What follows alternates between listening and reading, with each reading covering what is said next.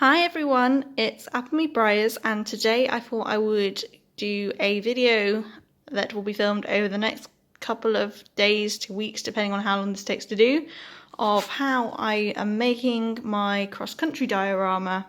So I got this idea at Briarfest and watching a water diorama video, decided I really wanted to give it a go for my Reggie, and so I made this little design which is based on a cross-country course jump from Berlin 2015, which is a 5-star event for the cross country, so pretty high and advanced.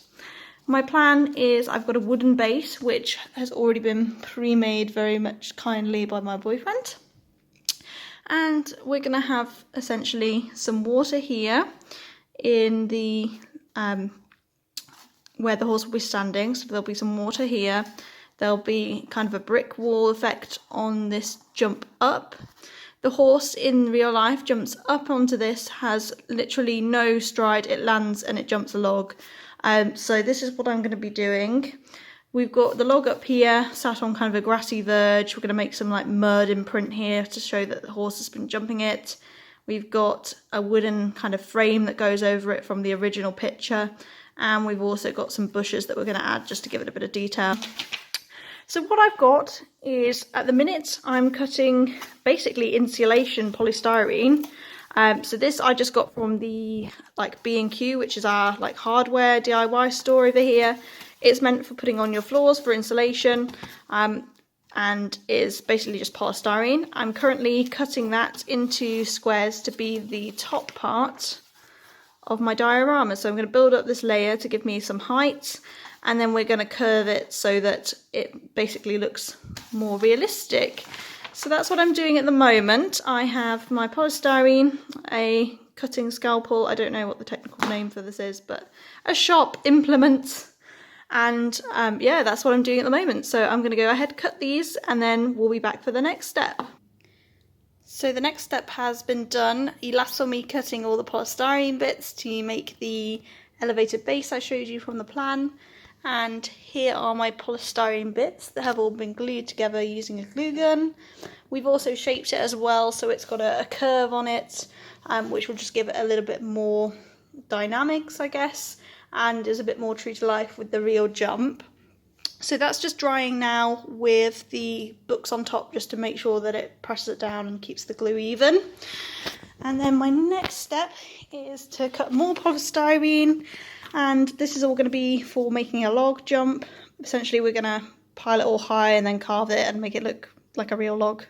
So more cutting for me. After cutting out all those polystyrene sheets, I've now got like a block of them that I've stuck together with the hot gun. They're just drying at the moment, and that's actually going to make a log. So we're basically going to shave it down, make it into a log shape. Here's where we're at with the diorama now. So obviously my raised base jump out of the water is there. Reggie's kind of position here is where he'll be. We've taken that really square block of polystyrene and basically used a saw to kind of carve it out to make it look like wood. So it's got a really uneven texture to it because logs aren't usually perfect. This is going to get covered in something called mod rock later, and then we're going to paint it. It's going to sit on a little stand up here so that when Reggie jumps out of the water, this is a bit more elevated, and so a good sized jump. And I'm really pleased with how it's going so far. This is only day one, and it doesn't look like we've done a lot, but it's taken a lot of sticking, a lot of gluing, a lot of polystyrene shaping. So we have the very basic structure of our diorama. We've just finished the next stage, which was to coat the diorama in some sculpting plaster. This is the one we used, and it used the entire thing pretty much, so you do need a lot of it. Sculpted basically onto our base, so we've got a little bit of brickwork there that's going to be painted up. Made a few unintentional rocks, but they're going to be pretty cool. Painted the whole base with this kind of sculpting plaster to give it a bit of a rough look, and also created kind of a lip around the outside so that water won't run straight off. Then with the log, we've also coated that in sculpting plaster and carved it a little bit to make it again look a bit more realistic. This is all just drying now. It's a very hot day, so it's drying very, very quickly. So I'll hopefully get to paint the rest of it today. It's definitely at the ugly stage at the moment. I think this bit, they always look a bit gross, but I think once it's painted up and once we start getting scattergrass and things like that on it to give it a bit of realism, it'll look really good. But yeah, fun fact, you do need a lot of sculpting plaster, and don't make the mistake we did, which was to mix a lot of it with a lot of water first of all, because it hardens very, very thickly. So make lots and lots of little batches and use those as you go. After yesterday, here's where we're at. So you last saw us after we put down our plaster to make the base a little bit more realistic, and I've now painted the top of the base. So I've done the brick wall that's in the photo I have for reference. Done that in lots of different shades of grey to kind of make it a bit more varied, a bit more interesting, give it some texture. Gone between the bricks with a little bit of white paint to act as the mortar for the bricks. On the top I've painted green, and also there's an area of brown which is going to be kind of a muddy patch where the horses land as they jump out of the water. Then the polystyrene block you saw earlier that had been carved, I've actually painted to look like a log. So this has got lots of different colours and textures in it to try and make it look realistic. I did paint the ends as well to try and give the impression of a cut log. With this it does need a few touch-ups just because some of the pasta did crack off as it was drying, but that shouldn't be too difficult. So this is all painted up. I painted the sides as well to kind of make it a little bit neater. Now this isn't going to be the finished product, so we're going to cover this in scattergrass. Put a little bit of water resin where the mud patch is, put some hoof prints on. So although this is painted and looks very, very rough and ready at the moment, we're probably not actually going to see much of this paintwork that's on top. It's just so that when we put the scattergrass down, if there's any gaps, it's not showing up as glaringly white. So that's what we're going to be doing today, is popping on the scattergrass and putting a bit of texture and height to it so it's not just a flat surface, and focusing mainly on the top. I've also got these little wooden blocks, which is going to be the stand for where my log's going to stand. They're not on straight at the moment, but we'll fix those down too. I'm deciding whether to keep the log as stick down, or I may make it just a detachable log where you just balance it, because then I can swap it out for a more realistic log or a real log if I decide to take this live showing potentially. But I'm really happy with how it's going so far. And I just need to paint this base at some point as well, a muddy kind of colour for the bottom of the water, but we're going to focus on up here today. We're just at the static grass application stage, so I've coated the base with some PVA glue, and we're now using one of these little static grass things to pop on some grass, so it's going to look a lot more realistic than the painted base that looked a bit rough around the edges I showed you a moment ago. Here we are now, the grass has all had a chance to be applied and dried, and you can see that it's now looking a lot more realistic. It's really highlighted some of the bumps we put in the plaster to make it look like it was actual ground rather than just being normal flat smooth surface. There's a little bit of grass we've stuck to kind of the muddy patch there, just so that it looks like the ground's been torn apart a little bit by the horses jumping in and out of the water. And as you can see, the base is looking a lot better. So now I'm going to move on and start painting the plaster base for our water. Here we are a couple of hours later, and I've essentially painted the plaster base.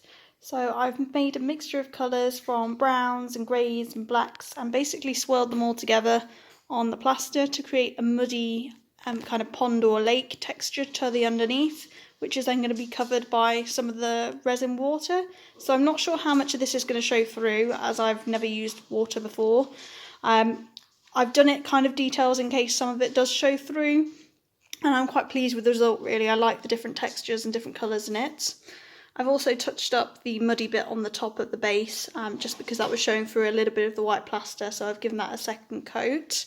We just have a few more details to do on the top, so I've got to put on the frame that goes over the log, paint the base of that and the frame itself. There's a few hedges and things to go on the top as well, make the little cross-country flags.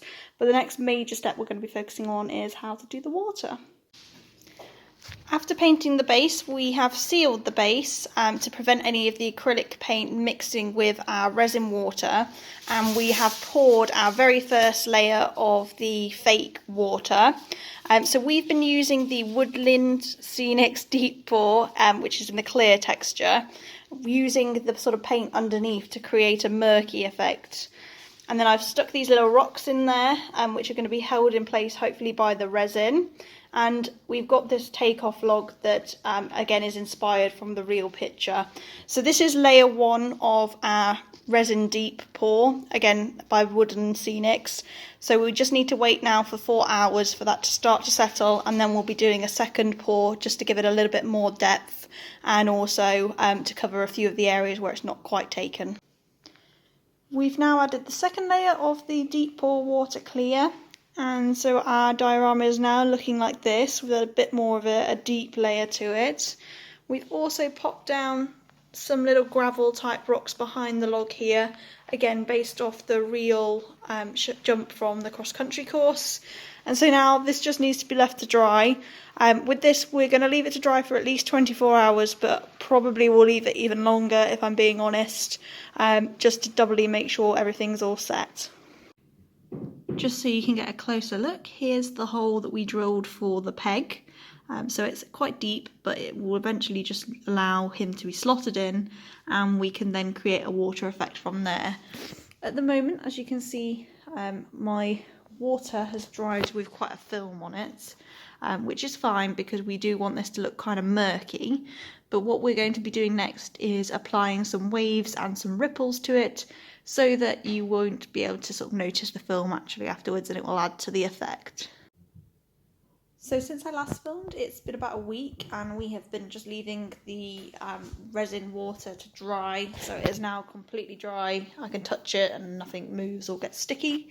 And we've also managed to get my Ballino Castle, or Reggie, to stand in the water. So how we've done that is essentially we have drilled a little hole that is the same diameter as his little peg, and we've drilled it down all the way so that we can basically slot him in and he's nice and secure.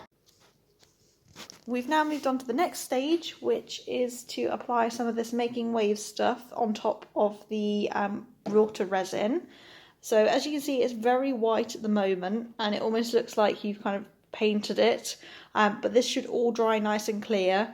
What we've done is we have essentially, from where the hoof mark point will be, which is here, created a ripple effect so that it should look like the horse's hoof has struck the water and is causing the sort of concentric ripple effect. And then we have also put some of it up here on the mud, and the reason for that is we want it to have a wet texture, so that it looks like the horses have been jumping out of the water and then made the mud kind of wet and sloppy.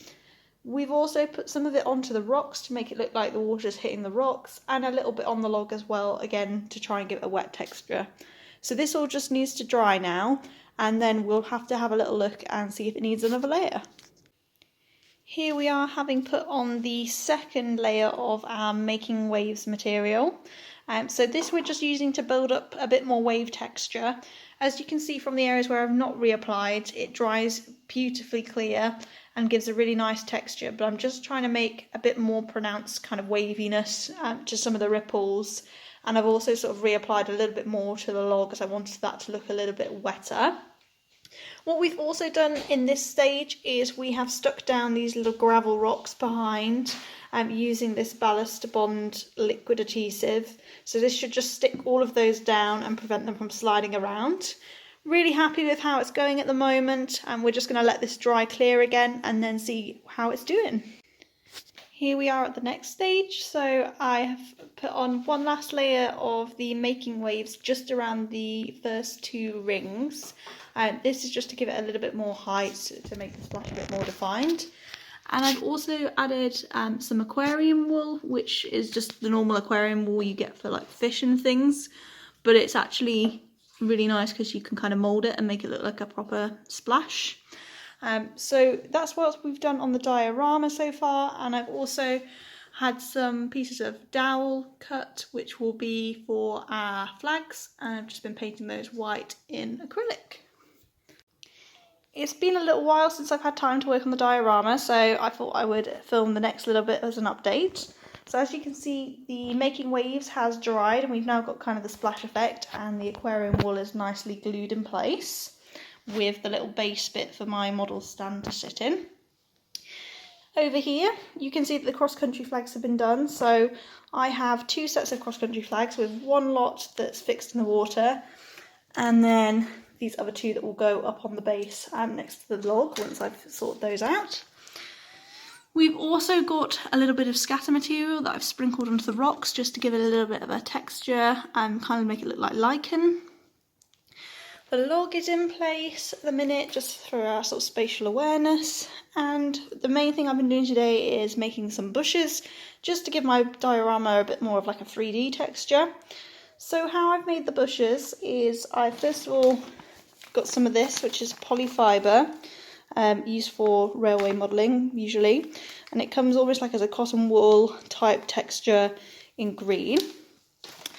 And basically I've used that to kind of shape the underside of the bushes to give it the kind of shape, and then I sprayed it with this, which is just some normal extra firm hairspray, and covered it with sort of this textured material, which is actually these little mini bushes, again meant for sort of model railways, but they have a very nice texture for 1/9 scale.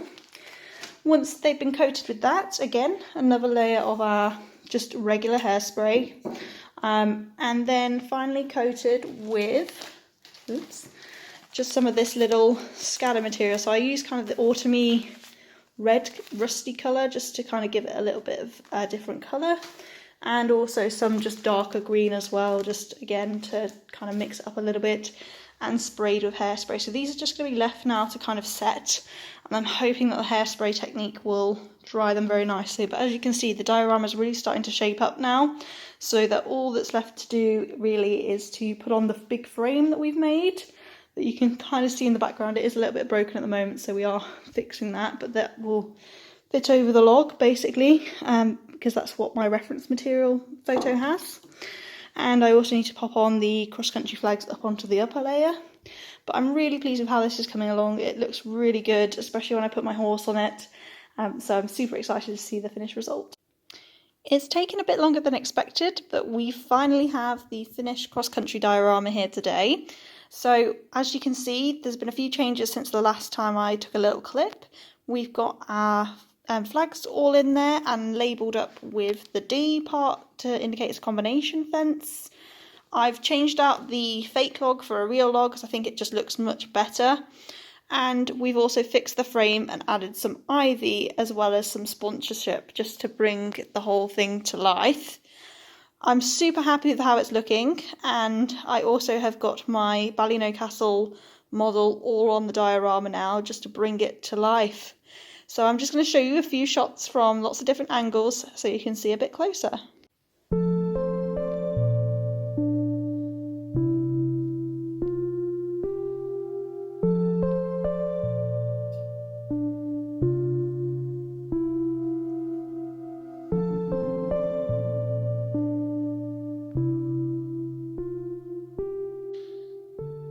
Thank you so much for following me on this journey through making my very first diorama. I'm so happy with how it's turned out.